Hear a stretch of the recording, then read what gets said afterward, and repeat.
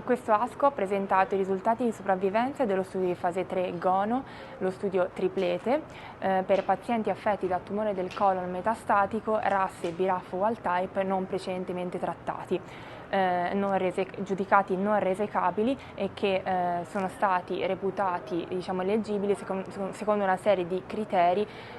come ecoperformance status, buone condizioni cliniche generali e ottima condizione d'organo. I pazienti venivano arruolati e randomizzati nel braccio doppietta Folfox più panitumumab, lo standard di trattamento per questi pazienti, contro una schedula modificata di folfoxiri e panitumumab. Lo studio, che era già stato precedentemente presentato e pubblicato, non aveva dimostrato un vantaggio in termini di overall response rate, il suo primary endpoint, a favore appunto del braccio tripletta contro il braccio doppietta, e nemmeno un vantaggio in termini degli altri outcome di attività e nemmeno un vantaggio in termini di progression free survival. All'analisi però aggiornata a 5 anni, con un follow-up mediano di 60,2 mesi, la schedula modificata di folfoxiri più panitumumab ha dimostrato un vantaggio statisticamente e clinicamente significativo verso la doppietta e panitumumab, con una median overall survival di 41,4 mesi contro 33,3 mesi e una hazard ratio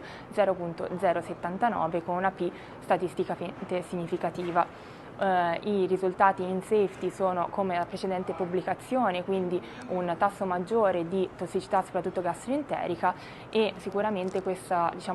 risultato apre a una rivalutazione della schedula modificata di folfoxiri più anti-GFR per l'utilizzo in prima linea per i pazienti RAS e BRAF wild type fit per un trattamento di combinazione,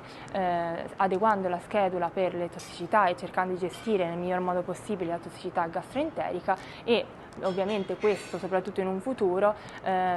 questo trattamento potrà essere utilizzato quando analizzeremo in combinazione i dati del triplete insieme ad altri trial che hanno indagato triplete anti-GFR, quindi con una pooled data analysis per arrivare a un trattamento con triplete anti-GFR in prima linea per i pazienti con tumore del colon metastatico.